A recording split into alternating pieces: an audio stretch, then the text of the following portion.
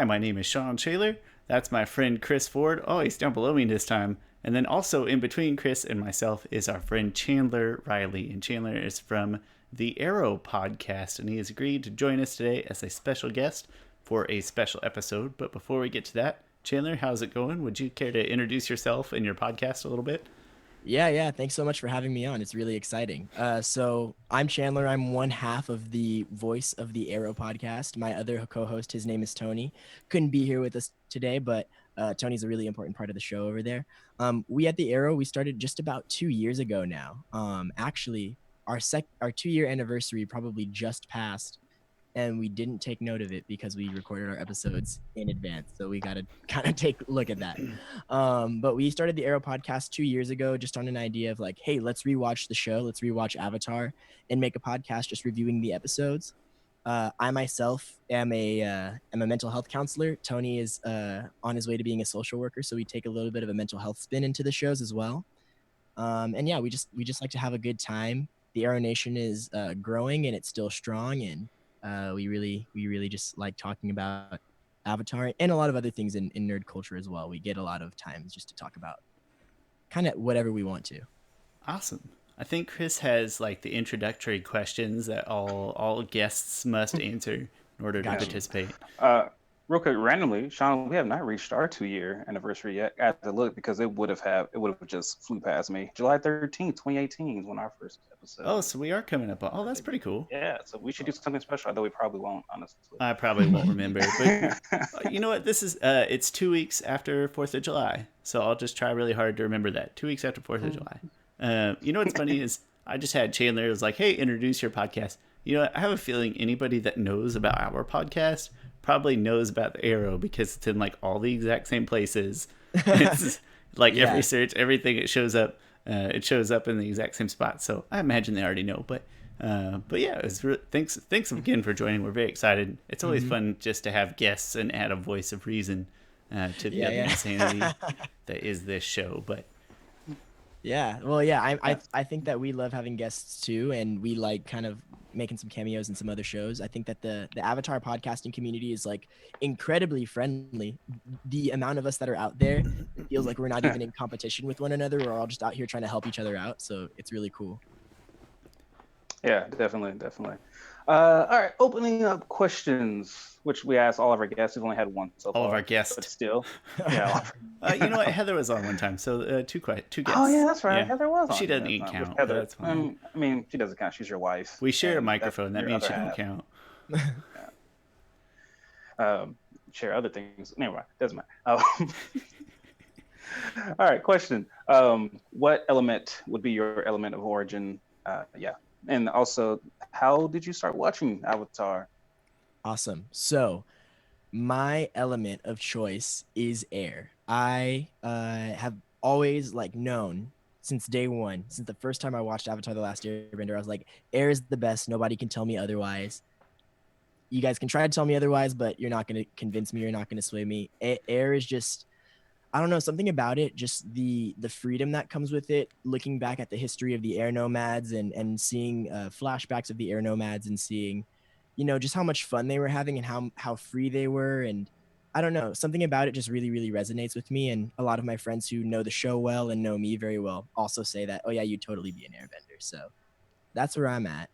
In terms of how I started watching the show actually debuted either a few days before or a few days after I think it was like my 6th or 7th birthday. Oh God, we're old. Oh wow. No, 2005. So it was actually it was right around my 10th birthday that the show aired. And so I remember actually I didn't watch it right the same day it aired because I was supposed to watch it the day that it aired, but I also had like a birthday party at like a Chuck E. Cheese or a Dave & Buster's or something like that. And I was significantly cooler than the other there. Yeah, definitely. But I remember I was actually mad. I was telling my parents, like, can we cancel my birthday so I can watch this show? Like, it looks really cool. And they were like, no. That's dedication to the game, though, right there. That's solid. Right. And so I didn't get to watch the first episode until like maybe the next weekend when they reran it and then they played the new episode. But I actually saw the new episode first. So I actually saw it, I didn't see the boy in the iceberg first. I actually saw my dog barking. The Avatar Returns. The Avatar Returns, yeah. Sorry about that. My dog is kind of probably heard somebody walking outside. I was like, what episode is that? My dog barking? Is it... Yeah. No, yeah. The Avatar Returns is the first episode I saw, and then I went back and saw the original episode. And so ever since then, I was on board the entire time, even though I didn't get to watch all of them in order for the first 2 seasons. I definitely was just a dedicated fan. I knew everything about the show that I could know as, elementary schooler or middle schooler. Definitely got some seasons mixed. The Cave of Two Lovers. Definitely thought that was book 1. Don't know how I thought it was book 1, but I definitely thought it was. Because it stands out in your brain as such an amazing episode. Such an amazing experience. It does feel book 1, though. Yeah, I definitely agree. Yeah. Like, there's no Toph there. There's no Zuko in that episode. It could easily fit in book 1. That's fair. Yeah. Awesome. Random question I don't usually ask people. So how did you and Tony start? Did you guys know each other for a while, or did you guys did you love Avatar? How did you guys? Yeah, for some reason, I'm just curious in this. Yeah, so Tony and I, we met in a class at Cal State Long Beach. Me and Tony both went to undergrad in Cal State Long Beach, and we met in a counseling class. So both kind of on our way into the mental health profession. And actually, we remember the day that we became friends because Tony and I share the same birthday. That's and so crazy. what had happened? I was listening to one of you guys' episodes, and you were talking about your birthday. I was like, wait a minute, are you guys brothers? Are they twins? They're talking about the same day. I just, yeah. Tony's exactly 1 year older than I am, actually. Nice. And so what ended up happening was I had a really good friend in that class, and she was saying like, "Oh, what are you going to be doing for your birthday tonight?" And Tony walked up to me, and he was like, "Oh, it's my birthday too. Happy birthday!" And then I don't know what happened there, but we just became friends. We were both really into comic books at the time. That's right around the time that Rebirth, like DC Rebirth, started happening. So we were as if that to me that was like not that long ago, but it seems long ago. To me, it doesn't really feel that long ago either. But okay. At this time, it's like 2 degrees ago. At this point, it's like. But DC Rebirth started happening, and so we were talking about that a lot. And then we found out that we lived across the street from one another. So we became really, really close friends. And then when I moved to San Diego, starting the podcast was not only a way to, do something fun and rewatch the show, but it was a way to kind of stay connected. And through that, me and Tony went from becoming really good friends to probably like the best of friends. Like he's like one of my best friends, top 3 people in my life, I would say. That's awesome. Shawn does not hold top 3 people in my life. That's all right. You got a big family, Sometimes me and Shawn's story is way more boring than that. Our origin story needs some cinematic corporate life. No, our origin story really needs some creative liberties taken with it. But yeah. Sometimes I don't even think I'm in the top 3 people in my own house, and there's only 2 people and a dog. But it's all right. It's all right.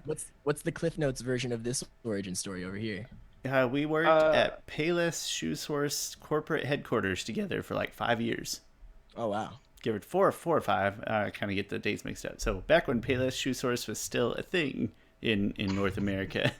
Okay. We worked there, and that is in luxurious Topeka, Kansas. Yeah, and so now we work different jobs, and then we're about an hour apart. But Chris is definitely my... I won't rank the people in my life, but he's my go-to nerd. That's got to count for something. Yeah, definitely. My number 1 nerd. Thank you for that. Yeah, anytime.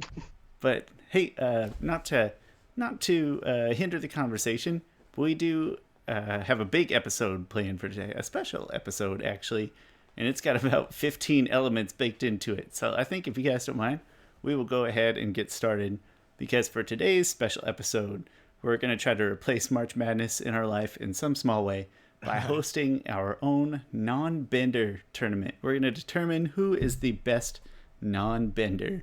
So I'm going to let Chris set us up with some instructions. Yes. So this is a Nonbender tournament. All the time people talk about benders, what bender would win here, what bender would win there, but we gotta appreciate the non-benders in our lives because there's some very, very skilled non-benders. So I took the liberty of going ahead and ranked all the non-benders, the top 16 of them. Unfortunately, there was not 64 I could choose from, like March Madness. That would be way too long. And I ranked them on my own ranking. Anyone can disagree with them as if you want to. And so we're going to debate them.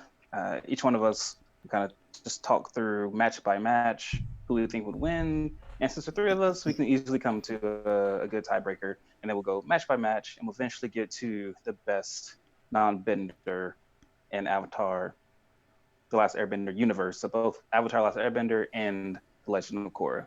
Cool. Shawn, you want to go ahead and say what the rankings are? Or Sure thing. wait, I can actually.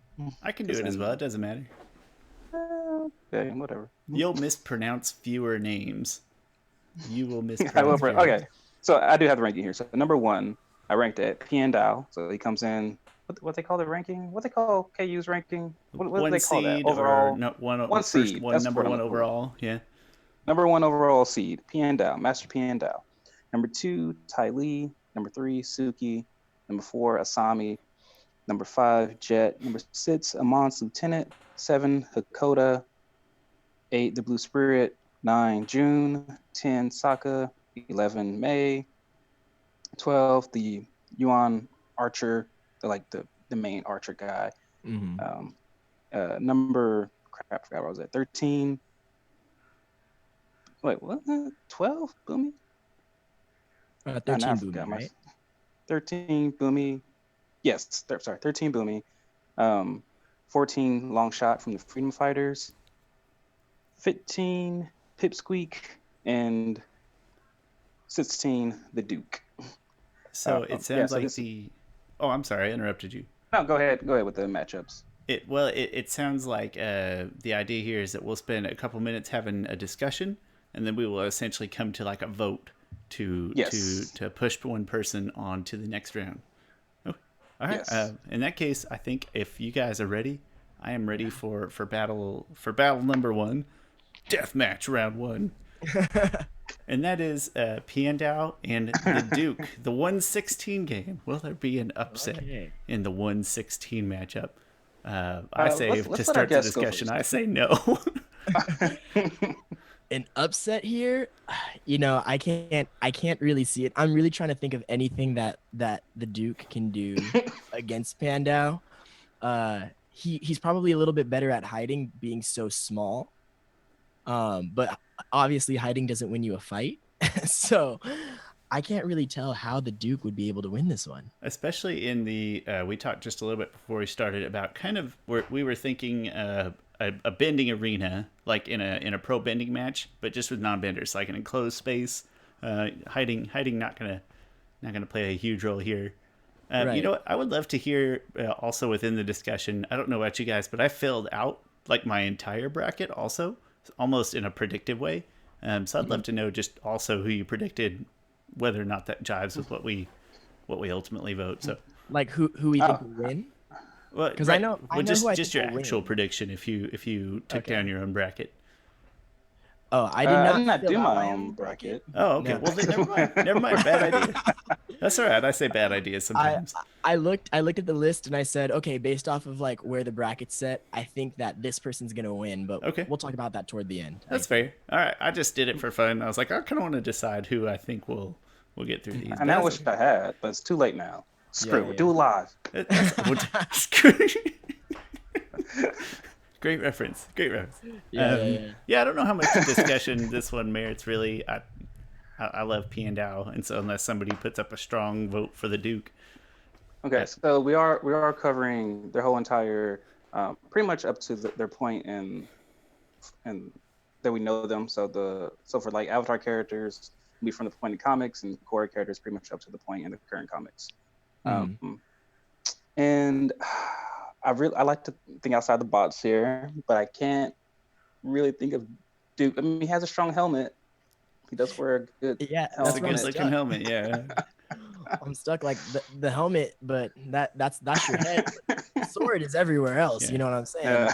Well, and you know, the discussion may not seem super interesting for this one, but keep in mind we got 15 total games, Right. so you will get those out of the box chops working at some point.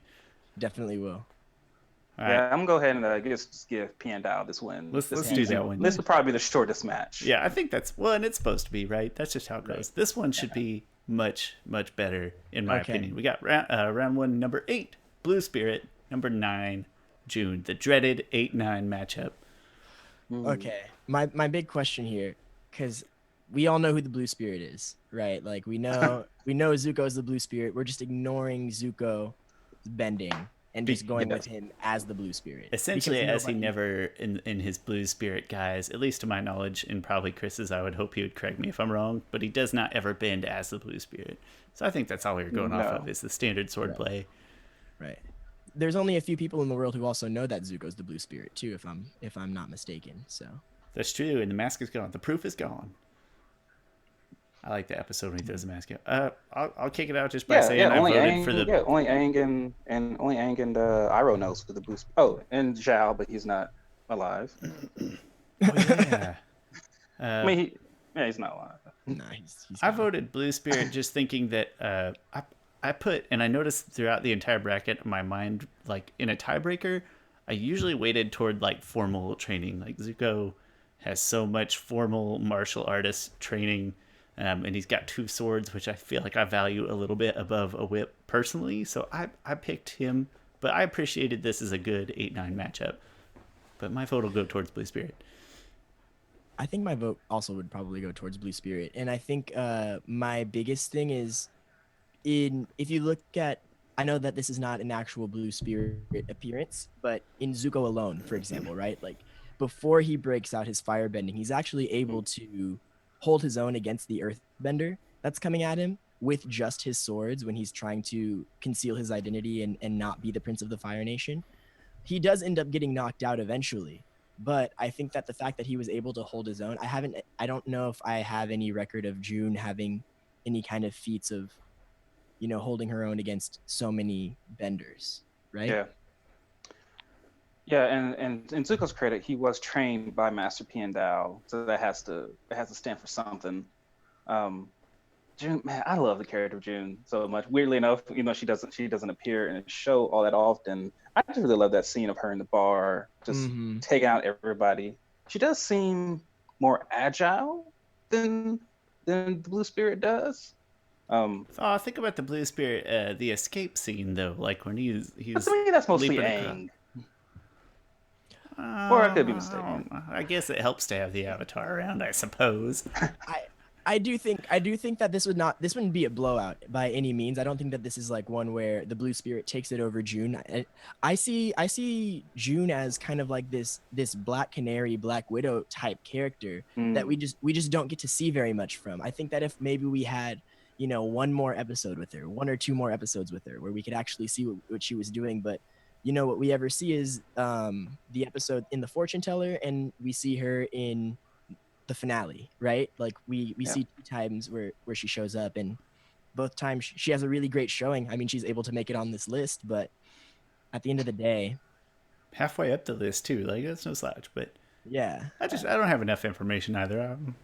I think the biggest question here is, would June be able to disarm the Blue Spirit? Because I think she's a better hand-to-hand fighter than the Blue Spirit. And I think she could possibly disarm one sword, but I think the Blue Spirit is comfortable enough with one sword, and also he'll be guarded with that sword. You're not going to give up that second sword.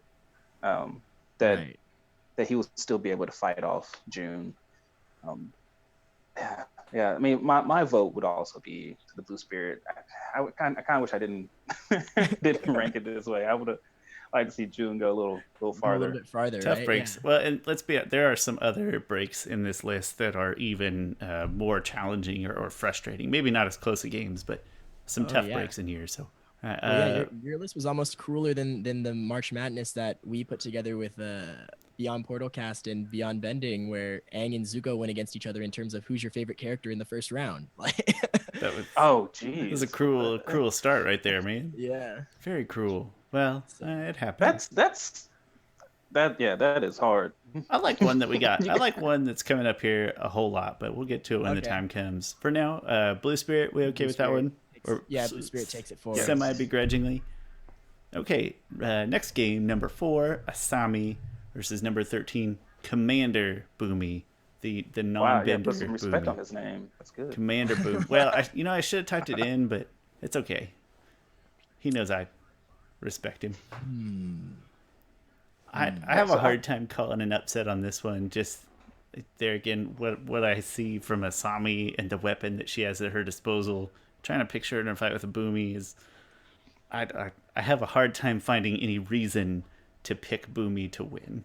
So, Now, Boomy is the most unconventional fighter there is. Like, I honestly wish they would have gave him more of an ability in the show, because I think a character like him would have, he's not a bender. He didn't start off as a bender, and so he would have, really put a lot of time and effort into becoming a great swordsman or a great hand-to-hand fighter, especially something like if it that. was a very unique weapon of some sort of unconventional weapon that suited the way that he behaves and acts. Yeah. Right. Well, you would also think that like Boomy, and I think that a big part of where Boomy, he's down at 13 on this list, but we don't get to see Boomy in his prime. But you would have to assume that someone whose uncle is Sokka, who grew up Exactly. with with as Aang as his father, Katara as his mother, all these great martial artists, whether they're benders or not, around. Like he would pick up some really really great skills.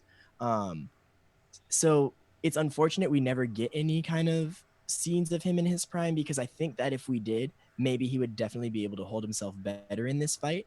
And who knows, maybe he does have some tricks up his sleeve that we don't know about. I don't know if this would be a blowout either. I'm leaning towards Asami though, just because of everything we've seen from her. She's just totally got what she needs to just hold her own in a fight.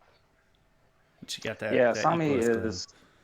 Yeah, that Euclid's glove. One thing that's a shocker, but possibly I wonder if that could kind of.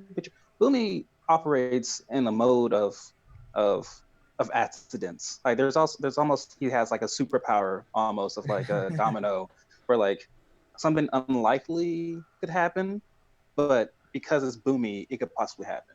I mean, when he took out that whole freaking brigade of Northern Water Tribe soldiers with nothing but a flute, and he talks about other stories about how like he took out, and I believe these stories because he's done some crazy things before.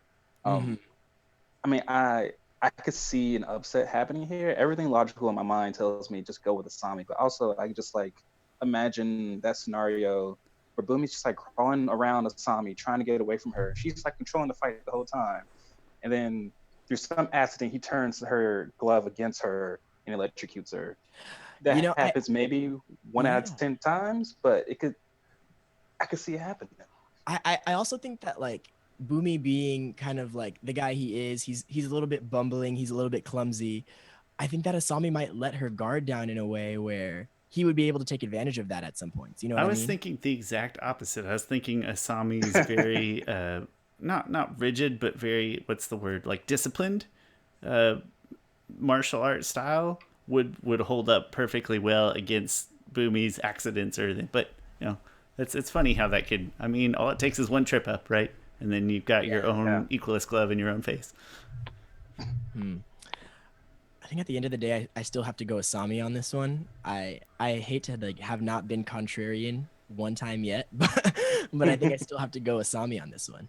Being contrarian's fun, but there's plenty of time. It's gonna come up. I'm still taking Asami. I wish Boomy had a weird-ish weapon like a. I'm a Yu-Gi-Oh fan. The first thing I thought it was like kunai with chain. Like if he had the long kunai with chain, something just a little weird, but that still like leverage strength and agility and all these other abilities he has. But he doesn't. So Asami. It's crazy to me that they didn't pass down the boomerang thing from Sokka to Boomy. What a miss! Yeah, What a miss! There's a lot of miss there. You know what? When before March Madness starts, everybody, all the an analysts and stuff talk about who's going to win and win where, and they rarely ever pick the upsets because everything logically telling you that no, this is not going to happen. This team should beat this team 99 out of 100 times. But you know what? I'm going to take Boomy here. Also because it doesn't matter because I'm going to win from you guys' votes. That's true. That's true. Hey, you know what? Next time, let's. It's been just because I talk a lot on accident. But we've gone in like the same order. We should shake up the order so different people have the swing votes at different time. Cool. Yeah, we'll do that. Chandler, why don't you start the next one? You give us your opinion first. We got number 5 Jet versus number 12. However you say that name, the Huon Archer. Is it not Yuyan? Yuyan. I think it's Y-U-A-N. No, I actually looked up the spelling. The spelling I'm confident in. My bad. But how to pronounce it, I'm not confident in. That Archer. The Archer, the good one, particularly the lead one. So going first, I think that Jet is one of my favorite fighters in the show. To be 100% honest, I've always. Oh, thank you, another Jet fan. Thank you. Oh, I'm not a Jet fan. I'm a fan of Jet's fighting style, though, for sure. Good enough. I just think that the way that those swords work, they curl around each other at the end. The hilts of the sword also have a blade on the bottom, a small little kind of point at the bottom that you can use. He's quick, he's agile, he's a bit unpredictable. So I'd easily like to give the fight to him. However, the Archer, you know, he's an archer. He doesn't have to fight at close range. The fact is that I think that Archer is skilled enough to be able to draw the bow fast enough that he would give Jet a lot of time to, or he wouldn't give Jet a lot of time to approach. He would probably leave Jet outside of his comfort zone. And I don't remember the episode completely clearly, but I do believe that he's able to do a bit of close corners combat, if I'm not mistaken. I mean, yeah, I would kind of assume he was. I mean, he was part of the Rough Rhinos. He was also, side note, he also was tasked by Fire Lord Ozai to go kill Ursa's husband. No, not husband, boyfriend.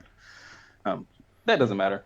But yeah, Yuyan archers are almost like metahumans when it comes to their abilities, and him being the captain of them. I mean, they can. The way that General Zhao describes them is that they can pin a fly to a wall without killing it. Like, that's some precision that is unmatched, unheard of. And yet they work for Zhao. Ugh. And I do love Jet's fighting style. I think it's a really, I think against most people, it's a really good fighting style. But also I think he's not as trained, even though, you know, he has an archer on his team. I don't think he would have really trained against him all that much. And also I think the Yuyan archer is a better archer. Oh, no offense, but he's probably a better archer than Longshot. Right. Well, also I just don't see where I have Longshot ranked, but I just don't see Jet being incredibly disciplined in his fighting style either. As fun as it is to watch, it's a little bit sporadic. It's a little bit outrageous. It's not this calm, cool, collected fighting style that we talked about with Asami and with the Blue Spirit, right? It's this more kind of out there, wild fighting style, which has its merits, but against the Yuyan Archer, who's someone who is literally a trained war machine. I don't know how well he would be able to handle someone who's so calm and collected in battle. I assume the Yuyan archers are trained from like toddler age up. Like the Fire Nation just recruits them. Right. Because they're just that type of commitment has to be from a really early age. So a few things is that I am also assuming that the archer has some type of. First of all, I'm picking the archer, but I'm assuming that the archer has some kind of hand-to-hand combat, some amount, just any amount at all. Second, if we were talking about in the trees or in close quarters, which is where we've seen Jet's best work, it would be much easier to pick Jet in those types of situations. You know, archer working through trees, buildings, that type of thing. but we're not. We're in a big open arena. 3, I play a lot of strategy RPGs, and the ranged, like strategic use of ranged attacks, that's like your number one thing in a strategy RPG. So I'm biased in that way as well. So Archer all the way in this specific scenario. If we're in the trees, if we're on Jet's home turf, that's a whole different ball game. But we're not. Yeah, I think in the system that we choose, I think I'm going to go with the Archer as well. Even in the trees, like I just remember how deadly the Yuyan archers were and chasing Aang down, and like how quick they were. That's true. And how amazing they were running at high speeds and also jumping off cliffs, but still being able to pull their bows and still be able to strike Aang. But don't you think that Jet would at least have far more success in an area with obstacles and stuff, though? Oh, absolutely. Yeah. But it's a good point. Yeah, I'm saying I just still wouldn't doubt the Yuyan archer's ability. Yeah, that's fair. Okay. I'm my gonna cast my vote for the Archer. Yes, Archer. Me too. You know what? The other thing that we should mention in our points is that in the March Madness tournament, like the 5-12, you always pick the 12s. Man, that's the good upset money right there. It happens. There's like 2 of them every year, nice. Except for this year, sadly but surely. All right, we'll have Chris lead this one. This is Ty Lee, number 2, versus Pipsqueak. It's kind of a funny matchup to think about, in my opinion. Like you have this very tall guy who has like a very deep voice against the most like tiniest.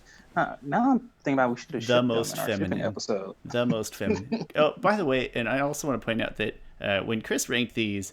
And first of all, I did a little research in like other people's thoughts, and I agree completely with Chris's rankings. And then that he also didn't do these things on purpose. There's a lot of good, fun coincidences in here, like the idea of Pipsqueak versus Ty Lee, or some other things that had coming down the road. But he did not play in those. It was just a straight up ranking 1 through 16. That's how it fell out. And there's some really good ones, just the way it fell. I would, yeah. I mean, I wonder, I assume that chi blocking works on anyone, but I wonder if it's harder with someone who's really dense. I think I need to do some more. You got to chi block twice, maybe? How does that go? I would assume that she is precise enough that it might take more effort, but I feel like it would still work. I don't know. I'm dealing with theoreticals here of assumption. So to me, I got to jump a lot of hoops to get to that point. But Ty Lee is one thing. She's one of the most agile people in the show, probably the most agile person with acrobats and everything. She would find a way, I think, even without chi blocking, to take out Pipsqueak. Without chi blocking, you say? Yeah, I mean, she'll be able to chi block him because chi blocking can work on, like it worked on Sokka. It doesn't really matter if you're bent or not. You can still immobilize a person. Right. But she still seems formidable enough. She seems to know the human body very well enough that I think she'll be able to take out Pipsqueak. She's been in the circus before too. Like it's not the first time she's seen a huge human. Right. She will find a way to incapacitate him, I think. He's probably chi blocked a bear before. That's probably where she practices. Can you imagine trying to chi block a bear? Oh my gosh. Well, platypus bear. I guess I just wonder about like being resistant to being chi blocked. I know we've seen Katara having been chi blocked, and she was able to continue to move, but she wasn't able to bend the water. We've seen that happen before. Like it's kind of inconsistent, kind of the effects of chi blocking on any individual person. And so I wonder if there are people who are maybe more resistant to chi block, like the physical effects of chi blocking. If, obviously if she starts chi blocking him, he won't be able to move as well, but does he have some sort of resistance just because of how big he is and how much energy he might have stored up inside of his body to be able to move? I don't know. I think that this fight could go to him if he could find a way to just grab a hold of her. Like right? one wrong move on Ty Lee, and if he gets his arms around you, then what do? Right, because all he needs to do is get one hand, grab that, and then just like grab her arm and just like grapple her, right? That is, I mean, if he has probably the most knockout potential of any fighter, right? Like, you have UFC, some fighters have knockout potential. He probably, he definitely has the biggest knockout potential. Unfortunately, he goes against Ty Lee, who's so hard to hit. To me, this is a similar situation to the Boomy. I already forgot who it was. Was it Boomy Asami? Asami. Yeah. Where it's like, okay, maybe that 1 out of 10 or whatever when Ty Lee slips up, and Pipsqueak wins it. But I still feel like the majority of the time, Pipsqueak is not going to catch Ty Lee, and she's going to find a way to like incapacitate even one limb at a time, even without chi blocking. Take out a knee, take out an elbow, things like that. Yeah, I think that I think it would be a hard fight for Ty Lee. I think she wins, but I think she works way harder than she would have expected to. She draws it out. Chris, how you feeling? Really, no. So I was just looking at chi blocking on the wiki, and then looked at certain pictures. I might be thinking too much into this, but I feel like the technique she uses is different. Like, I feel like the technique she uses to chi block bending is more of like a finger pointer type of deal, where she like squeezes on certain points. And the chi blocking to like immobilize people is more of that like that weird fist, like knuckle to a nerve kind of thing. Yeah, at least that's what it looks like a little bit here. But yeah, my vote would still be for Ty Lee. But the 15-2 match. It's an interesting match. It could be drawn out. She could have to work at it for a while. Man, I really Pipsqueak here, but I don't think I can. My vote is definitely for Ty Lee. I mean, Ty Lee? Yeah, Ty Lee. Okay. I feel like I have to like make it official before I click on and make assumptions. Official. Yeah. All right. Ty Lee's the winner. This is the one I've been waiting for. Hakoda, number 7 versus Saka, number 10. Yeah, it's crazy, right? Anyone want to go first in particular? Why don't you go first? Yeah, sure. I'm taking Sokka, everything that we know about Sokka. I don't even have the comics because I haven't read the comics yet. But I'm actually going to pick Sokka because I believe that he is probably physically in a better place, probably more well-rounded because of his adventures. We're talking about 3 different weapons that he could be using at any given point in time, proving himself to be strategic. So I'm going to take it's not a huge upset, of course, 10-7. But when you're talking about dad, I'm going to take Sokka based on what it's, again, kind of the information we have available makes it a little unfair in Sokka's favor, but I think he wins more often than not in this one. All right, so this is a very interesting matchup. We were just talking about in our last episode when we reviewed Dave Black's Son on how much I really enjoyed seeing Hakoda utilize bombs, and that I was disappointed that's not something that's in Sokka's arsenal. And so he could have that edge over him in using bombs. But it's true, bombs kind of a rough weapon to get out of in an arena. The interesting thing, though, is they weirdly enough, even though they're father and son, they work with 2 completely different sets of weapons. Hakoda seems to work with that club thing a lot, and then, like I said before, he has bombs, even though I've only seen him utilize it one time. They came from his belt, and so I'm imagining that he has more. Or I'm just imprinting Batman onto him. Try to make everybody into Batman. Yeah, I know. And Sokka has the boomerang, which he's very talented at. Like, he can aim really easily, which really impressed me when he took out Kabushi Man. Like, that took some skill to do that. But then he also uses the club, so he knows how to use that. But he has the meteor sword, which seems like it would be able to cut through like anything that Hakoda could possibly get at him with. And so I'm sure that Sokka isn't as good of a swordsman as his father, but I think he has a better range of weapons. No, I would think that Hakoda would be a better swordsman because Sokka didn't have that much time to train, even though he trained with Master Piandao. I was going to say, quantity or quality over quantity, you get to train with Piandao. How much does that make up for in terms of years? Have we seen a lot of swordplay from Hakoda? No, but we also see him. Wait, who was it that took out he's also good with the staff. I've seen him use a staff before. Mm-hmm. Was that just in the last episode we looked at when he's using the staff? Yeah, because the staff was like on their shields, and it was like, Yeah. Mm-hmm. come up from there. I forgot about that. That's kind of a cool weapon. Yeah. I guess also they get to use shields too. So this would be a really interesting fight. I'm not sure if I have a winner quite yet. I got to think on it a little bit more. Okay. I think I have a winner in my mind, and I actually think it's on the opposite side. I think I take Hakoda in this fight over Sokka. I love giving Chris the swing vote. That's the most fun. And perfect. The specific reason why is because I just don't know if Sokka has completely come into his own as a warrior. Like by the time that the series ends, even by the time that we're in the comics, I don't know if he comes into his own as a warrior quite yet in the same way that his dad has. I mean, we talk about how skilled Sokka is with the boomerang. We know Sokka is skilled with the boomerang. He's been practicing that his entire life, but who do you think gave him the boomerang and had him pick it up in the first place, right? I'm thinking about just seeing like Hakoda saying like, hey, I'm a nonbender, and my daughter is a waterbender, and my son is also a nonbender. You guys go take this tower. I'll take this one alone. Like he's so confident in his own ability to be able to take out that tower. He got wounded in the process. It's funny. We just thought he was doing a dad thing. That's all.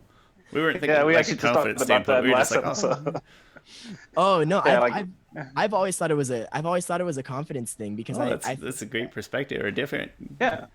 Yeah, because I've always thought. I mean, I guess it could be a dad thing too. It wouldn't surprise me if it was, but I think that he does trust both of his children to be accomplished warriors, and I don't see why he wouldn't ask the person who has a little bit of extra oomph on their side in Katara as a master waterbender to kind of take that out and have his son help him take out a separate tower while also teaching him some extra skills that he might have, right?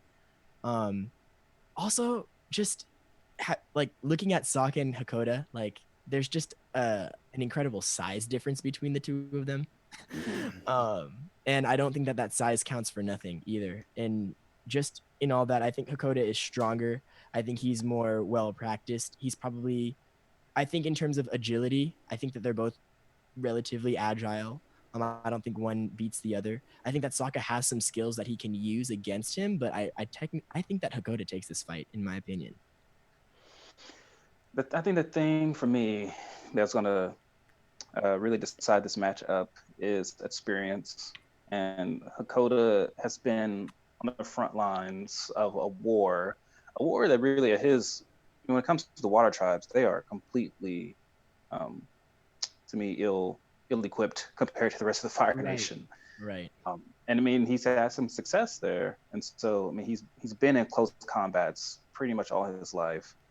And Sokka just isn't that relative to Hakoda. To me, he's not as skilled of a fighter. Like even in the comic books, when Zuko and Sokka have it's a playful fight, and it's probably made just for laughs. And the Lost Adventures, Zuko completely owns Sokka, and so yeah, I'm gonna have to give it to Hakoda on this one. It's a good, interesting fight. It'll be really interesting to see boomerangs and bombs go off, and the sword against no sword. But also, I could easily see Hakoda disarming Sokka from his sword and just taking his sword. I think this would be the most interesting, the best fight of the entire first round, and I don't really even think it's all that close. I think this, for in a personal way, clash of similar fighting styles but with different weapons. I think it'd be the most fun to watch. So I won't change my vote, but I will cede the Hakoda victory here. It'll be interesting because this will be the second father-son fight, right, of the show, because we had the Agni Kai between Ozai and Zuko. Yeah. This one will probably be way more respectful. Way more interesting too. Not a full-grown man fighting a kid. A full-grown man fighting a young man. So at least Yeah, like at 12. Things going for it. But okay, so Hakoda then. Let's go. That's all right, Saki. You put up a good fight, buddy. Round 1, number 3, Suki. Number 14, Long Shot. I think it's probably Chandler's turn to start. Yeah, I looked at this fight. It seemed kind of interesting to me in the first place, and then it became less interesting once I realized, well, Longshot's going up against Suki. Suki is probably one of the people who I consider to be one of the best fighters that we get to at least in terms of non-benders, right? I think that Suki's probably one of the best. I think she's up there in skill with Ty Lee, not quite at Ty Lee's level, but she could be up there. Probably why she's ranked just under Ty Lee in terms of the seeds, right? Absolutely. Um, in Longshot, we don't really get to see much in the way of hand-to-hand combat with Longshot. We know that he's skilled with a bow. We know that he can be deadly at a range, but if that aim fails him, if that lack of experience with the bow fails him, he's not the Yu archer. We've already established this. I just don't see him pinning Suki to a tree. Suki's just also, or to a tree, I guess, because they're not, it's a open arena. But even still, I think that like Suki is just so resourceful and so good at using the land around her to her own advantage that she can be somersaulting everywhere. She can be sliding down. She can, just using everything to her advantage to just kind of get away and approach. And by the time that she's approached, I don't know if there's much that she can do. I don't know. I play Toon Link in Smash Bros, and I know that once someone's right next to me, I can't throw my projectiles, and I have not much else to do. Well, I play as Link, but every now and then I play as. But real Link, not Breath of the Wild Link, not with the new bombs, kind of throw it off for me. I think. I mean, I got used to them after a while, but anyway, good. Well, because you can sort of just like with the new bombs, you can sort of like just on stage, you can get a little bit more creative with stuff. You play the mind games with them. Fair. That's yeah, fair. exactly. Yeah. Which I'm so much better at Smash than Shawn is. It gets kind of. That's true. But I accept. But Suki versus Longshot. Longshot is really capable. But Suki is, first of all, she's one of the most underrated people on the show. If she's in full Kyoshi garb, Kyoshi warrior garb, which means she's very armored up, she has a shield, she has a fan, she has a sword, and also even beyond that, in the comic book, she learns chi blocking, and she's also one of the most agile people. I've seen in The Boy in Rock, she freaking somersaults all over people's heads, then not somersault, just walks all over people's heads like it's nothing, and then just like Spider-Man climbs up a wall, does like a backflip onto another thing, and then comes around, and takes out the warden. That alone takes her far in this tournament. Right. So yeah, my vote has to be for Suki on this. Unlike Jet being kind of the aggressor, I think Suki's thoughtful defensive style helps her against the range attack in this one. So give me Suki as well in the 314. Well, that's a quick one. And then number 3. Did I label that wrong? That should be number 6. I apologize. My mistake. That should be number 6, the Lieutenant. And that's Amon's Lieutenant versus May, number 11. Chris's turn to start, I think. Yeah, I'll start this. Yeah, sure. So Amon's Lieutenant, aka the Team Rocket guy, because I feel like he's always. He totally is. Like, he's getting owned or getting blasted off somewhere. I actually really like him. I really love seeing his fight with Korra. Like one of those first couple fights, because it's a real hand-to-hand kind of fight. He's also able to hold his own. He has those like Nightwing Eskrima sticks, which are it's just pure electricity just flowing through. He doesn't seem like a great hand-to-hand fighter because usually I only see him with those sticks. But he's really agile, and he can really get in. And seeing him go against Korra was a really good fight. May is all about the ranged weapons. Whether it's, most of them are just dagger type of deals. In fact, I've never seen May actually get in a long range. In a short range fight before. I've never seen her hold really any type of weapon or anything. I mean, she's really skilled at it. She's really precise. But yeah, I would. Also, I think the Lieutenant, he is I think he has on maybe like some type of Kevlar armor or something on there. He's definitely has some type of armor up, and May seems less so. She probably needs more room for all those hidden weapons and stuff. So I would probably lean towards Lieutenant here. I still want to call him Lieutenant Dan just because Lieutenant Dan. Lieutenant. Huh. I see this fight is actually really hard for me because I think my first mind goes to the lieutenant. I think that there's a lot about May. She's not even technically a long range fighter. She's like a mid range fighter. Yeah. Right.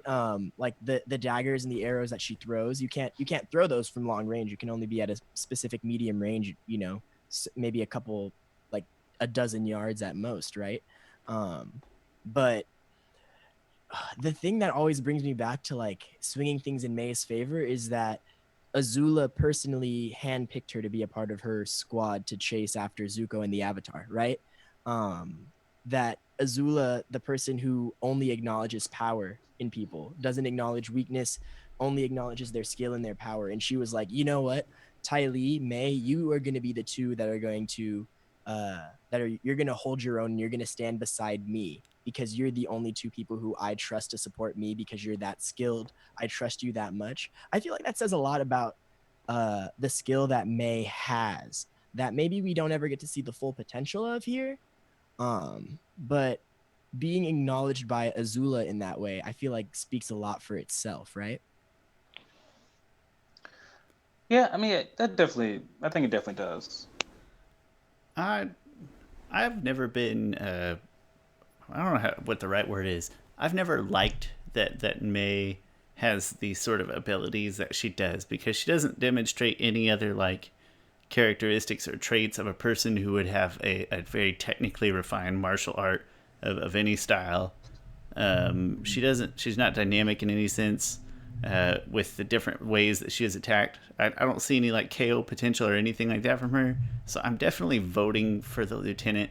I know there's just some bias against May. I've not been a fan of her having sort of the abilities that she does because I feel like they don't line up with her personality, but everybody's different. Regardless, I'm going with Lieutenant, and then I'm also going to complain because Ozai is ZAI and Lao Guy is GAI, and yet May, I always say Mai because that's what it should be in my mind. And I know that's not how I say it in the show, but it makes me mad every time I pronounce it wrong. I'm like, no, that's right. You know, I think that even though it's already gone to the lieutenant, I want to throw my vote in for May this time. That's nice. That's cool. I just want to go on the record. Hey, Chris, did you change your mind? Did anything you say sway your opinion? Maybe it does matter. I was watching a quick fight with him and Korra. It's like a 30-second quick fight, but he is far more agile than I think I even remembered. And also his like the electricity emitting from his sticks kind of go beyond them. Like I don't know, the electricity just kind of emits a little farther from his sticks. Yeah, I would give it to him. Funny enough, May was so bored that she taught herself how to knife throw, essentially. But that's not what bored people do, though. I know bored people. And that is not how to juggle. I don't know. Maybe she just wanted to juggle. But that's what driven people do, not what bored people do. So but like I said, you know, obviously it's fiction. The writers can write and create her and mold her how they want, and everybody's different. But it's never lined up in my brain. I'm kind of anti May in most regards. Sorry, May. It's nothing personal. Actually, it kind of is, but. Although we realized that I am the May in our beach episode, that I'm the May of that group. It's true, you are the May of the group. Give May some love. I'm Ty Lee minus the athleticism. It's all right. I'm probably also Ty Lee, to be 100% honest. Yeah, lining up with the families. That was kind of fun to talk about too. But okay, so I think we've got Lieutenant, but in a 2-to-1 in a 2-to-1 pitch. Nothing wrong with that. That brings us to round 2, the Elite 8, if you will. And I won't bother to like mark those over and advance them, but I think we can comfortably remember who won and who lost. So the first match would be Piandao and the Blue Spirit. So a 1 versus an 8. I think it's my turn to go first, and I'm probably going to give away too much of my feelings here. But I love Piandao. He's got a great combination of like he's still healthy, and mobile and more experienced and trained than anybody else. He's probably seen every fighting style. I'm going to have a hard time picking against him in any regard, much less against another sword fighter. So give me Piandao. I think what this comes down to me is one thing. Master Piandao, as we learned in Lost Adventures comic, that he trained Zuko in sword fighting, so he should have every single skill that Zuko has, or I'm sorry, Blue Spirit has, trying to be very sincere to this to this practice, this matchup. Um, Also, in the episode, in the finale, when the White Lotus goes and takes back Ba Sing Se, they are going up against mostly firebenders, with Stilton's Comet powering them up tenfold.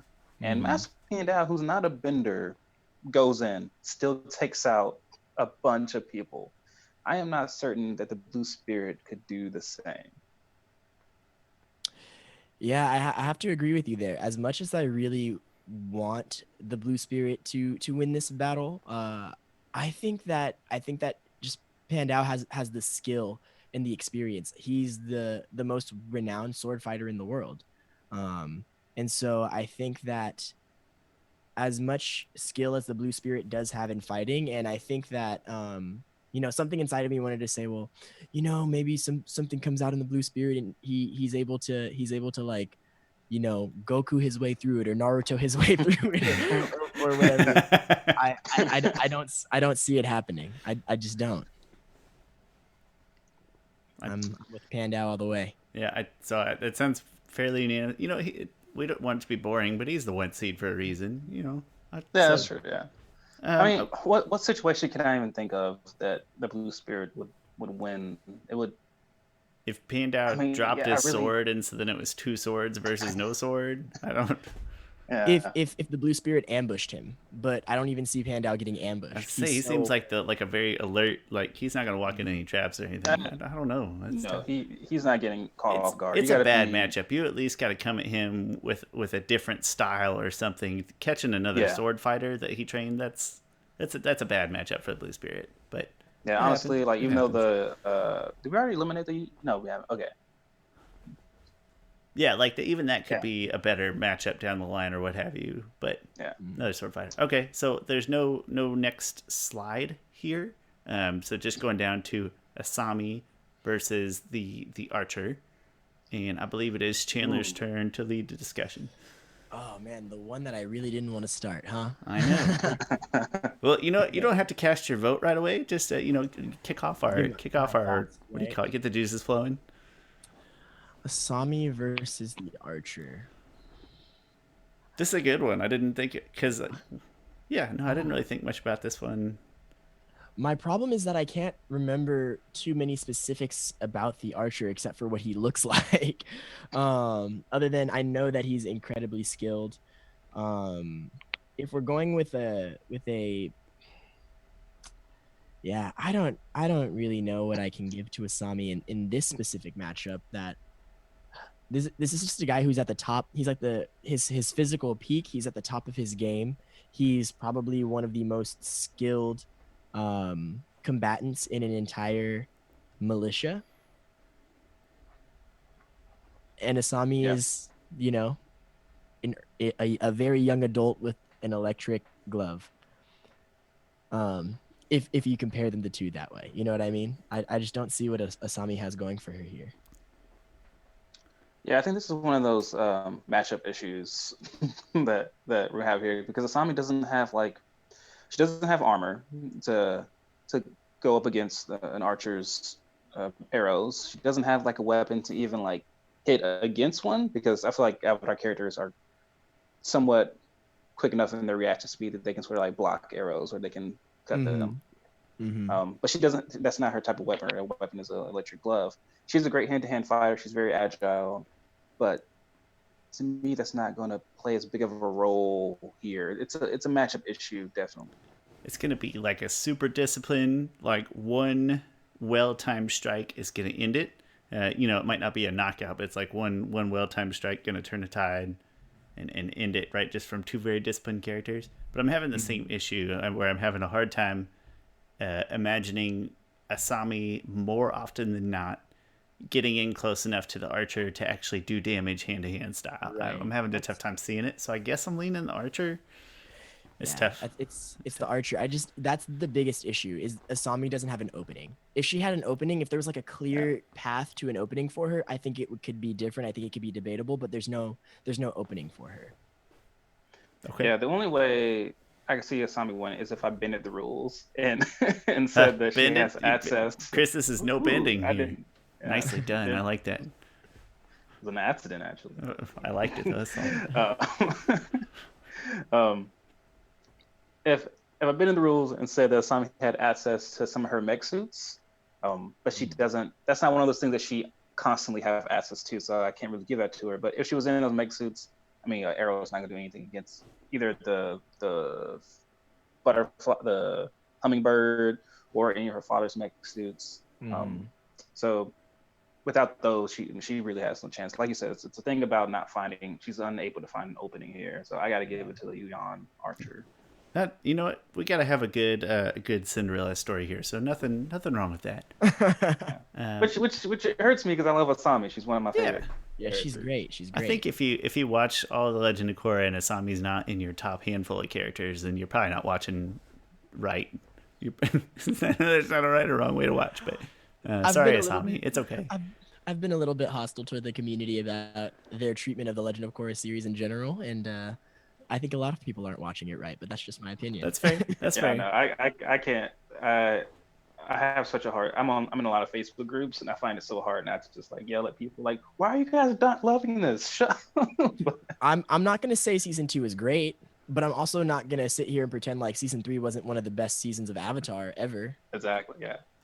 There's some theories out there in general literature, not specific to the show, but I think that's part of the thing is that thirds, the rule of thirds, like in photography and most art forms, I think the idea of the 3 seasons of Avatar: The Last Airbender in one overarching arch, I guess, one big story arc. I honestly think that's easier for people to wrap their mind around.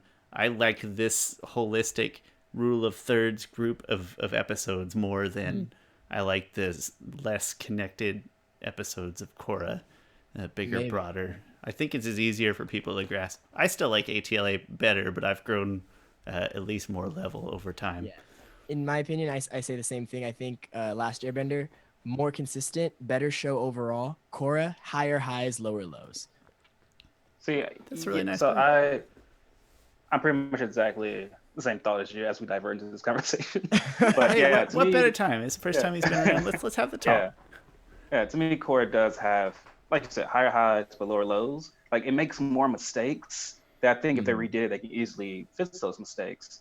But like, gosh, those highs are really high. Like, also, they're really 2 different shows. Like, and also, it's hard to compare Avatar to Legend of Korra because Avatar is like every single character is informed by one thing, and that's the war. And like that means they all get really good development. And so it's a more of a fantastical tale. And Legend of Korra, their motivations are all tied to one thing. Yeah. And that's more like consistent story arc as well, though. Yeah. Just how it's all tied into a singular. Yeah. But it's a fun. Legend of Korra is like, hey, we're gonna challenge this one character, Korra, pretty much over and over again, and take her on this long journey, the self-realization, everything. And the other characters don't necessarily get as much of that because they don't have this big overarching thing weighing down every single person.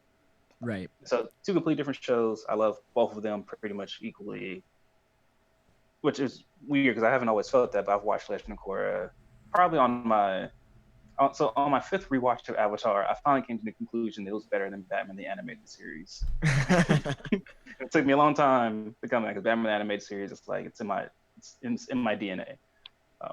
Like I'm looking at a poster of it right now, and I have a bunch of other Batman stuff.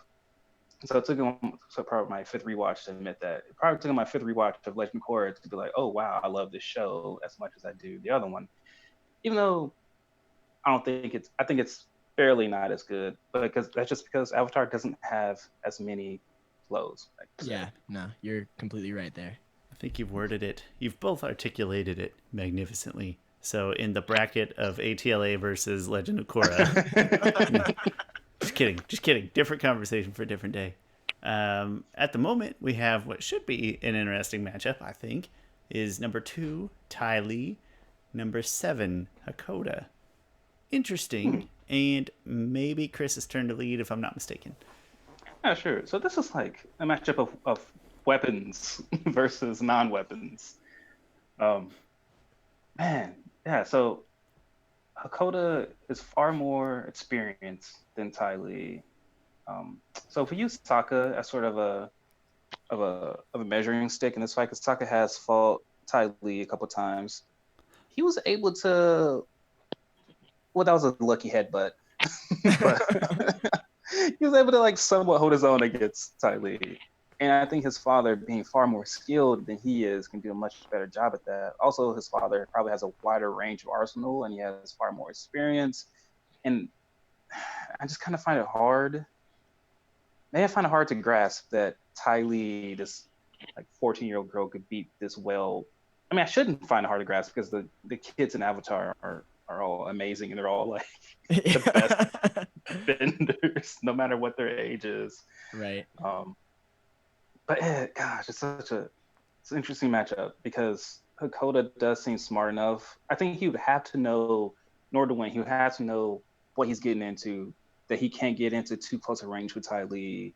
But Ty Lee, if he doesn't know that, Ty Lee's going to get in there and get him and chi block him and paralyze him. So I think he would have to know the matchup beforehand and know her skills and everything. And maybe that would be the one way he could win this. I think that, see, your measuring stick is Sokka versus Ty Lee.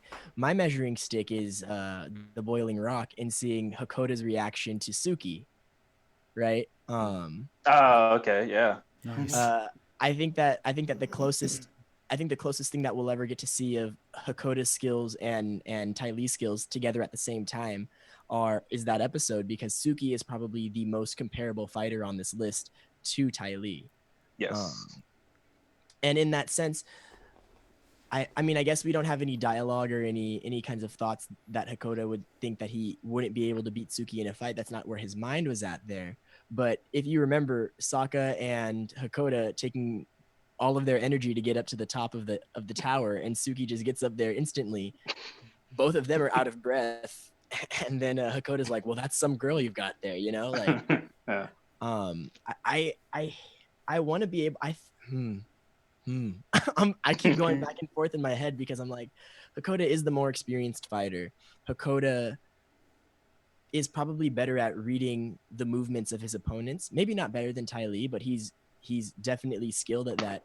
He's been in this war for how many years on the front lines of this being on the front lines of the Southern Water Tribe military, where, let's be honest, how many people are in that group of people? Not very many, and he's been able to hold his own for this long. He's definitely no slouch when it comes to the fight. But I think about his ability to kind of keep up with Ty Lee. I'm not sure if that's quite there. I'm so torn. I think Hakoda. I think Hakoda would be good enough to use his weapons to not let Ty Lee get close enough to him to damage him. So I'm gonna cast my vote for Hakoda, mostly in favor of like tactical weapons usage.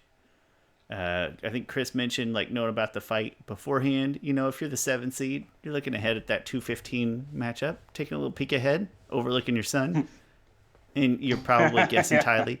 You're probably guessing Ty Lee. I think you're probably preparing for Ty Lee, if that matters at all. But I guess to me, the big swing factors, I think more often than not, you know, if it's 6 times out of 10 or whatever, Hakoda is going to be able to keep Ty Lee away from him with weapons and land that 1 or 2 good blows that is going to result in the victory. So I'm gonna cast mine for Hakoda, I think. I think given that logic, I would probably cast mine in for Hakoda too. Also, just given the fact that I think that in this fight too, I think that they're both skilled enough to win the fight. I think that Hakoda would probably be better at the information gathering part and the information reaction part than Ty Lee would. in that case, just because of his experience in war and as a warrior. I think Like, I'm gonna throw it a couple years in the circus, a lot of years in war. You know, I don't know. No offense, Tally. Yes, my official vote. Gosh. You're the tiebreaker once again. Again. No, against these I voted predicaments. Hakoda. What was your official vote, Chandler? Hakoda as well. Oh, okay. So, wait, no.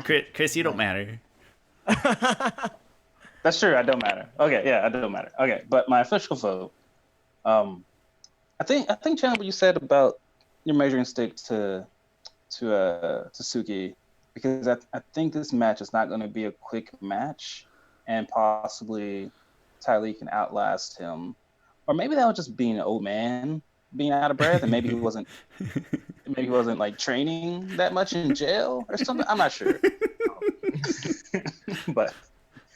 Well, also, I think we can take into account too. He was out of breath. He was on the boiling rock for not too long after he was pretty wounded on the day of Black Sun. That's that's a good point too. I mean, yeah. So maybe a long match favors Tylee. You know, if she kind of gets into her rhythm and gets him off of his. Yeah, and I'm assuming everyone's at peak health here. Gosh, I mean, it doesn't matter my vote anyway, so I'll go with Tylee. Okay. I think this was the hardest fight so far, in my opinion. I'm still sitting here kind of second guessing myself. It seems like it certainly has the biggest potential to like absolutely swing one way versus the other.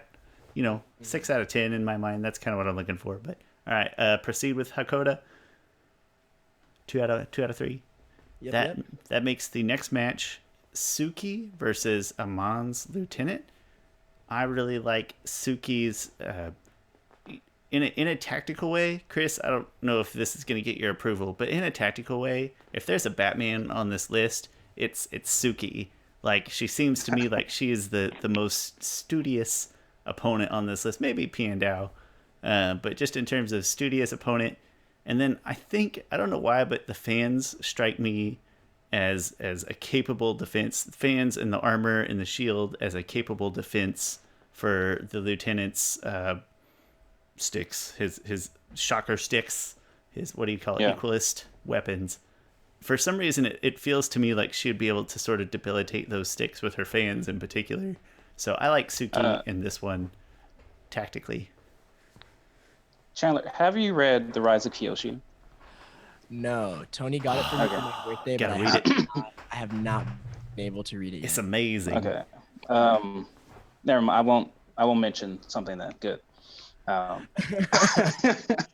I don't want to. It's an amazing book. I can't wait for the audiobook to come out so I can re-listen to it just in my off time. Yeah. That'll be coming out close to our 2nd anniversary, right? Yeah, it comes out in May, I think. Oh, so I had it the other way around. Yeah. Okay, the next book. No, the next book comes 2nd out anniversary gifts for Chris, It's the book anniversary. But there's something in that book that makes me think that. No, I don't. It's not even that big of a spoiler, but I won't go any further. But Suki is a very capable fighter. She has so many weapons and she has so much armor, and she is also more agile than the lieutenant. So my vote on this would definitely be for Suki. I also vote Suki. I think that she can hold her own against the lieutenant. I think that in this very case, the argument that I'm going to use is that the kids always win. I know that argument hasn't been going for every other fight that we've been doing so far, but I think that in a fight like this, I think I would give it to the protagonist who is also a teenager. That's fair. That's fair. Who also knows how to hold her own on the battlefield. We've talked a couple times about like favorable matchups, all seeds aside. I think the matchup just is favorable to Suki's style personally. So way easier than the last one personally. Yeah, I think so too. Okay. So moving forward with Suki, we comfortable with that? Mm-hmm. All right. Yep. So that's going to bring us to, we're in the final 4 already. And so the first one is going to be Piandao and the Archer. Piandao and the Archer. I think it's. And the next one will be Hakoda and Suki, correct? That is correct. Okay. Yeah, I suppose I could stay on that page. It makes just as much sense, but yeah. Chandler, you want to kick us off with Pandao versus the Archer? Yeah, so here we see two people who not only are masters at their craft, not only are they probably some of the best in the world at what they do. I wouldn't be too surprised if these two knew each other and knew of each other's fighting styles, to be 100% honest. Yeah. I think that these two would probably be well acquainted with one another. That being said, one thing that we talked about with the match versus who is he going up against? Asami was Asami not being able to have an opening because of like the arrows and whatnot. I don't think that's true of Pandao. I think that Pandao has the speed and the agility to be able to cut the arrows because, like we talked about, the physics and the physical abilities of this world kind of supersede that in our world. So I do see people being able to be quick enough to cut the arrows, and if anyone would be able to do that, it's definitely Pandao. So I think for me, it would come down to, does the Yuan Archer have the hand-to-hand combat, the close corners combat ability to best Pandao? Because I don't see Pandao having a problem getting an opening. Nice. Yeah. We talked about. It's funny because we had an episode where we talked about Aang versus John Wick, and and how like how first those two glance, cross paths all the time. Yeah. Well, it came up in discussion because I was thinking about like both of their pets got kidnapped or were killed, and that pissed each of them off. Yeah, that was a fun discussion. Yeah. But it came down to like the characters in Avatar are their reaction times are far quicker than what ours is because they can redirect lightning. Like the speed of lightning compared to the speed of a bullet, it's astronomically greater than the speed of a bullet. And hence I would think that the speed of an arrow, even in the Avatar universe, is lower than the speed of a bullet. And I don't think that Master Pandao has sort of that same hand-eye coordination to block an arrow, no matter if it's coming from the greatest archer there is. And so I think he would be able to shorten the space between the two, and once they're there, it's not a game from that point. Pandao would easily be able to, I think, take out the archer. There's a reason that Pandao lives in a mansion as like a respected master of his craft, and why the archer is like still out working an 8-to-5 job. Odd jobs for Zhao. Yeah. So no, I can't add anything to what you guys have said. When I look down the list, there's not a ton of people that I would feel really good up against the archer, but Pandao is definitely one. So that one's easy for me. I can give it to Pandao as well. Okay. Pandao might be from this list. He might be the only one that maybe. I'd feel good about Suki's chances, and not so much Ty Lee. I don't know if Ty Lee's is defensive. Who else there? Asami? I don't know what she could do. She already fought the archer. Well, we went over that. Yeah, Lieutenant, maybe not. Yeah, there's not a ton of people here that I feel really good against an archer. So maybe the archer, maybe he's a little OP.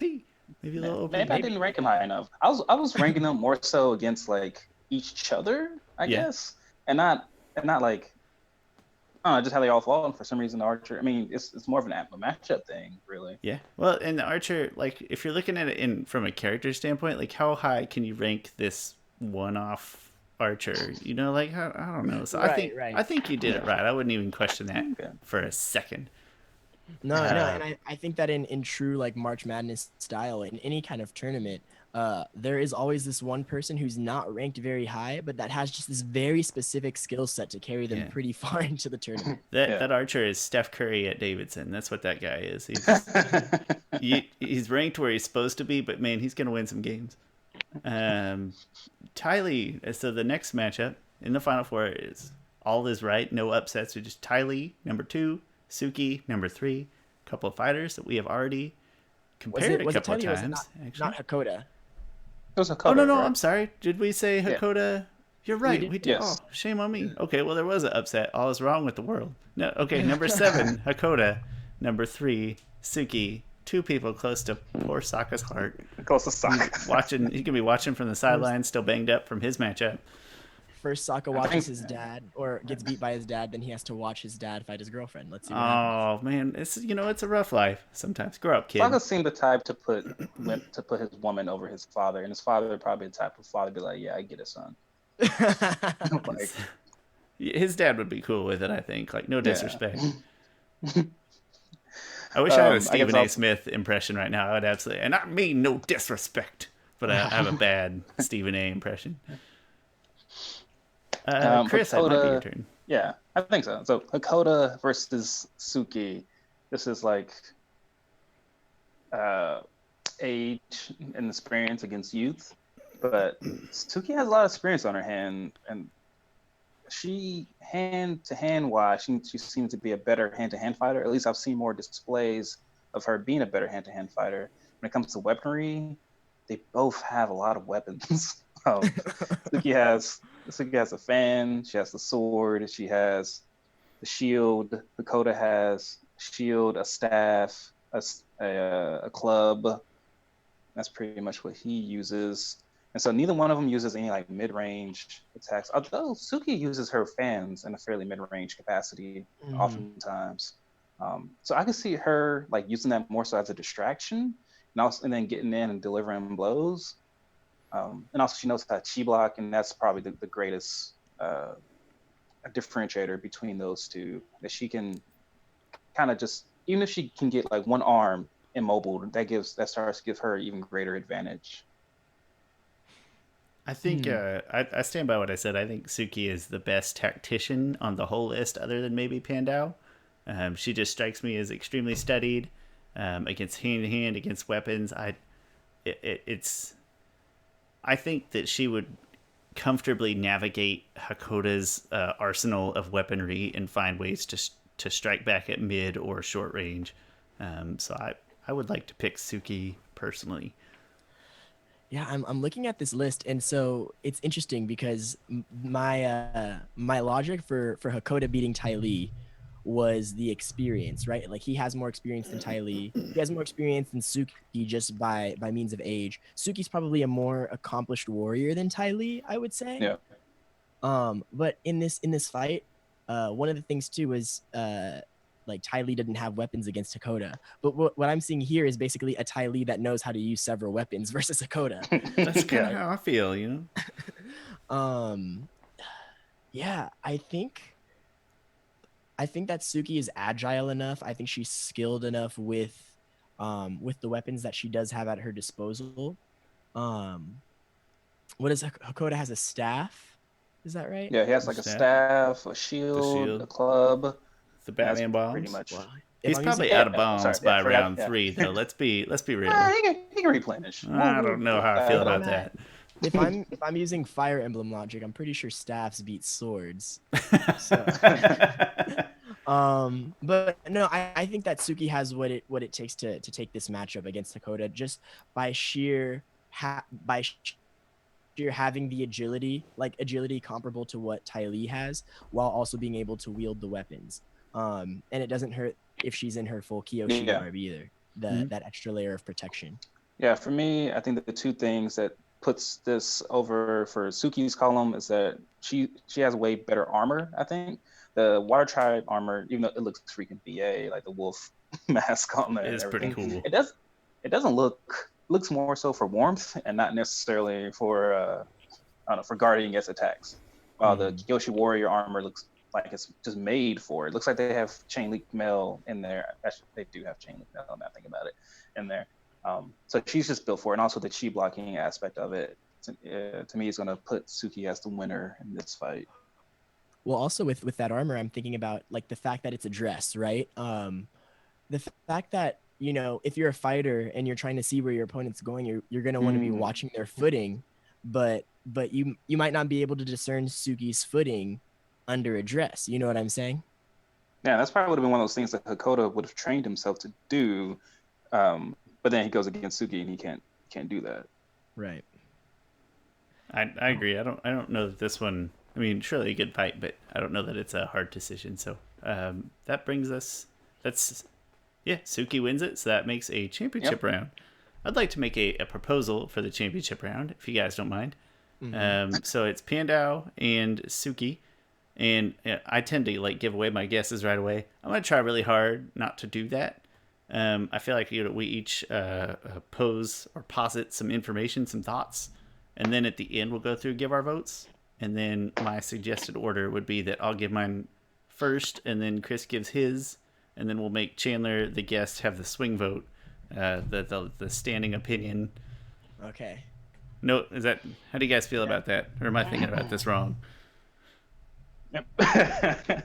Yeah. What if No, go ahead. all, Cool. what if we all talked about the advantages that each character has, the disadvantages that each character has, kind of trying to do it in a non-biased way. Perfect. And then at the very end, we can all just one-off just say the name of the character we think would win. Oh, I dig that a lot. We'll write it down on a sticky note. I think that's great. So, all right, well, let's start with number 1 seed. Let's start with the home team. Pandao, advantages, disadvantages. Go. He's seen everything. I'll let Chandler go. He's been in the Fire Nation. He's wise, pinnacle of his combination of where wisdom meets still having the ability to move with agility and strength. He's just he's at the perfect age and experience level, and he's got a killer sword. Advantages, I say definitely the experience. He's the most world-renowned sword fighter in the world. I think that just being able to the level of spatial awareness, environmental awareness that he has, I can't imagine that he doesn't have that awareness on his opponent either, regardless of whether he can see her feet and where she's going or not. Yeah, like you all said, Piandao's advantage is the experience, and his swordsmanship is I think about just some of the greatest swordsmen that we see in movies and stuff, like Kill Bill or anything like that. He would be, because this is a cartoon, he'll probably be even a higher level than that. And man, he can even fight blind. When he fought against Sokka and Sokka blinded him, that did not stop him at all. And he defeated Sokka very close range, and even after the fight was done, he just signals to his Alfred-looking guy, and he throws the sheath at him, and he's able to just hear where the sword is, where it's coming from, and the sheath just goes right on there. So this guy is freaking skilled. He's probably the most skilled person in the show. But granted, yeah, he has the one sword. Yep. Yeah, well, maybe Chris, that might be a nice segue into disadvantages. Go ahead. Yes, disadvantage. He has one sword. His agility, while good, he even admits to Sokka when Sokka's fighting him. Oh, good job using your agility against an older opponent, Sokka. So his agility must not be to the level of, maybe he was just giving Sokka a compliment there. But even if his agility is to the level of Sokka's, it's not nearly the level of say, Suki's. That's fair. Yeah. I'm gonna say disadvantage is you mentioned just one sword, one fighting style, and I'm sure he's seen everything, but he himself is gonna have sort of one fighting style approach, and then also not much in the way of armor. I feel like one good strike, no armor. At least at face value. I don't know if there's anything else in the comics or just that I'm missing.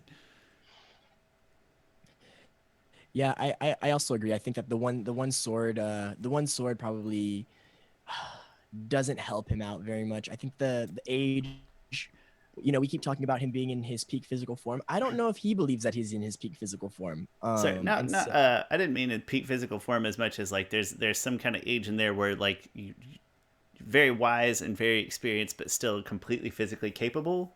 Got you. You've hit the peak of power hitters in baseball at 35 or 40 or whatever. It's that kind of awareness.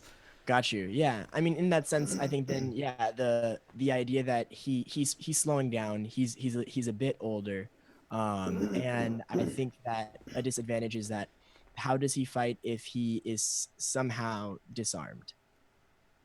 Nice.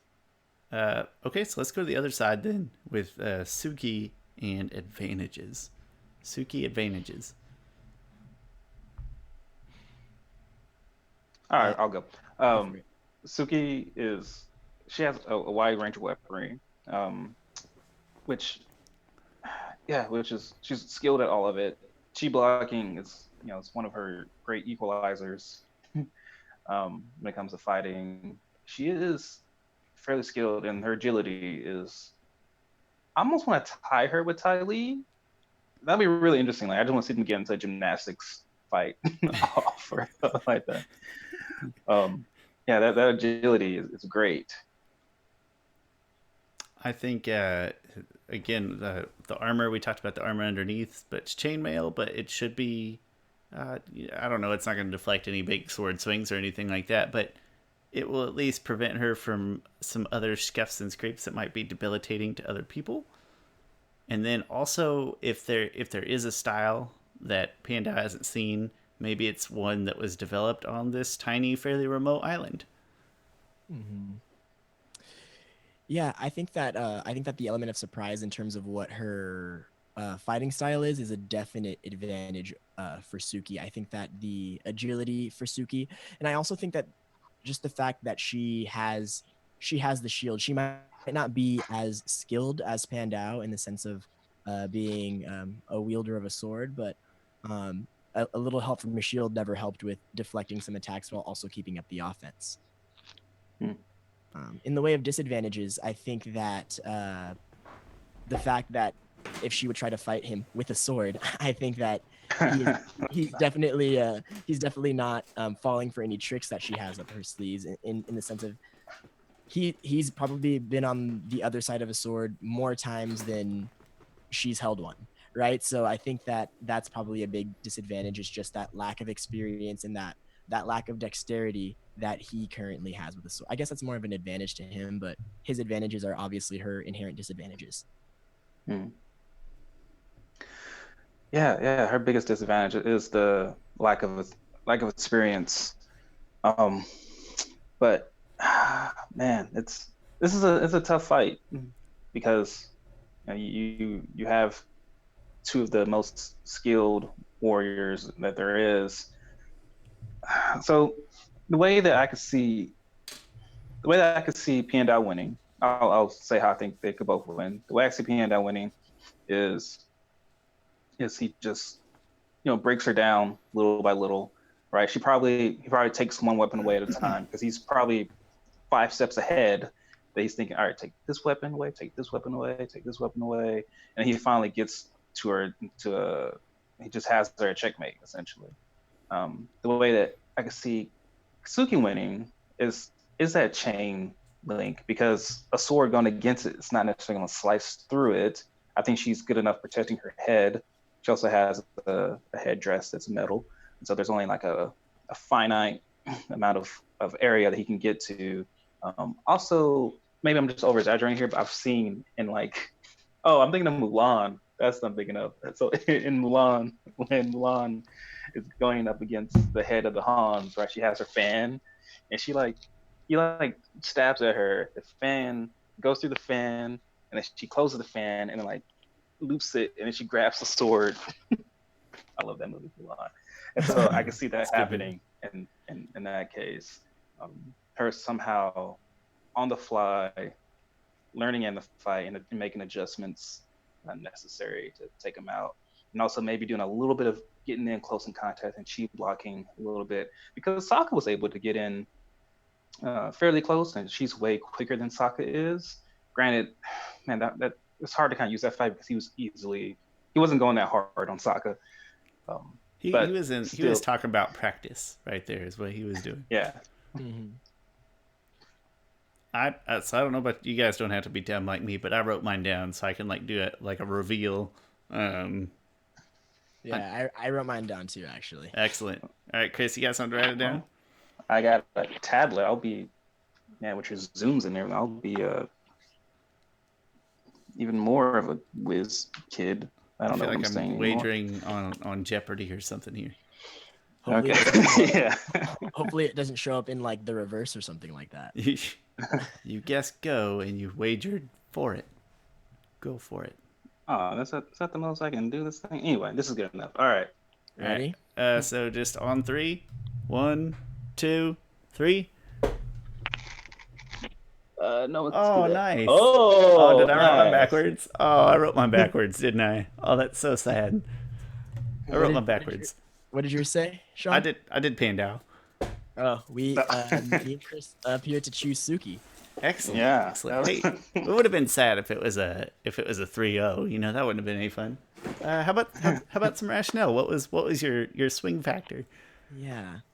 I think for me, the biggest thing, one of the big things I didn't get around to talking about, but I had been thinking about this ever since around the time that Tylee got knocked out, and I was like, okay, well maybe Suki's gonna make it all the way to the end. Um, I think that there's something about Suki, and it's not something that's completely quantifiable in terms of the fighting style, but mindset, confidence, and like that balance of mind that she has. I think that she has been in some really tough situations, but I don't think she's ever in a situation where she doesn't think I can win this.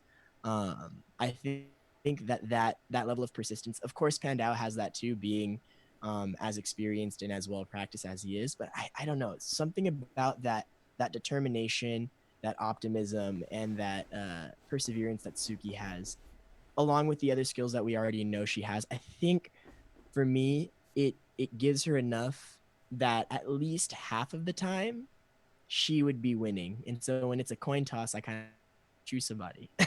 And I went Suki just because of that factor. Nice.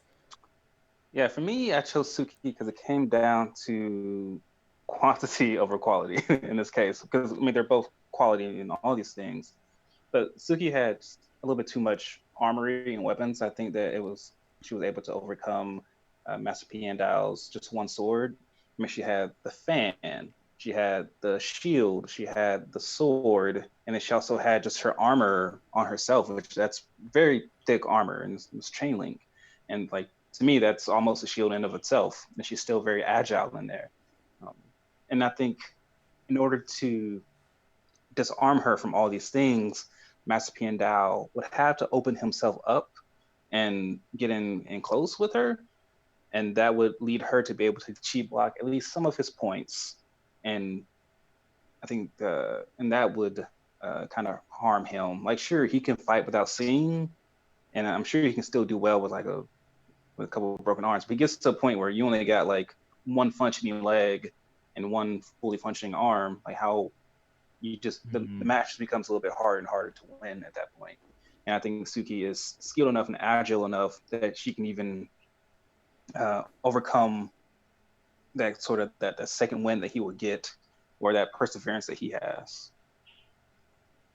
I went with Pandao because I keep going back to that rule of 6 out of 10 majority of the time, and I just think I kept thinking that, you know what, all it's going to take still is one good strike from Pandao, like one well-timed strike where he doesn't have to bother with incapacitating all of her other things. Just experience and knowing when she's normally kind of defensive, I would say, would be slightly more her style.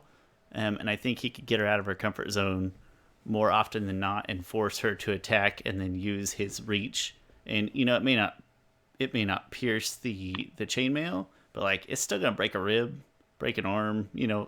It's gonna incapacitate her, and that's part of her strengths.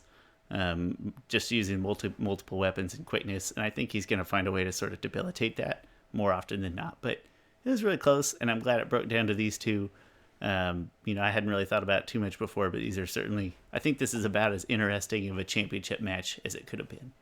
Yeah, definitely. I think that one thing I kept going back to as we were going through, I was looking through the list and I was like, man, after we did our first Pandao match, our second Pandao match, and I was like, who here can beat Pandao? Like, is there anybody here who can? And I think the only person on the list that I came to, I was like, I think that Suki might be able to beat him. And she was the only one. I think if it was anybody else in this finals, Pandao definitely would have taken it. And originally I was like, okay, I think that Tylee is going to take it. I think that was who I thought was going to go all the way. And then she got cut off halfway. I think that Tylee would have had a better chance against Pandao for me personally, because I still maintain that I think she's quicker and probably more athletic, especially without being weighed down by armor and things. Mm-hmm. That she would have been more likely to be able to chi block Pandao in a spot or two. But then again, if you got no armor, all it takes one swipe of the sword and you're done. So that's a toss up. But so that being said, like, I think this is about as interesting as a championship match could be between any two people on the entire list, I think. Yeah. Interesting stuff with Suki and her agility in the armor. She's able to swim at full speed, even in her armor, when she saved Toph from drowning, even though Toph wanted to be drowned shortly after that. Mm-hmm. Yeah, But, I'm just saying, I think Ty Lee would still be in their given costumes and their given outfits. Yeah. I think Ty Lee would have an agility and sort of speed and athleticism advantage, but still you're taking a bigger risk where, one sword swipe. But so no, I think the deserving people reach the finals. Yeah, you're talking about our 1, 2, and 3 seed here, right? Like, you're not talking about. It all worked out really well in that sense. And really far down the list, like, if anybody was going to be in the finals, it was probably going to be some combination of at least one of these three, right? Mm-hmm. And I'm glad we had a Cinderella story in there for a bit. Like that's important. You gotta have a Cinderella. So way to go, Steph Curry. That was a long range reference with Steph Curry to the archer. Yeah. So yeah, this means that we have scientifically proven without a doubt that Suki is the best non-bender in the Avatar: The Last Airbender or Legend of Korra universe. So I put this picture panned out here because I felt like I had to have a picture, so I just defaulted to the 1 seed. I wasn't trying to make a bad prediction or anything. But before we split and go our separate ways, maybe like just one last surprise that struck you during our discussion. Maybe somebody didn't go as far as you thought, or vice versa. Yeah. Probably Sokka. I mean, maybe because there's just a little bit of bias, I think, with us, but I think we were fairly objective with our ranking. Because if I wasn't objective, I would have sent Asami farther because I love that character, and I probably would have maybe had Sokka go a little farther. But yeah, I think for me, one thing I like to do with these kinds of brackets, I like to not try to predict who's going to be going forward in all of the first matches. I just kind of look at it and take it at face value.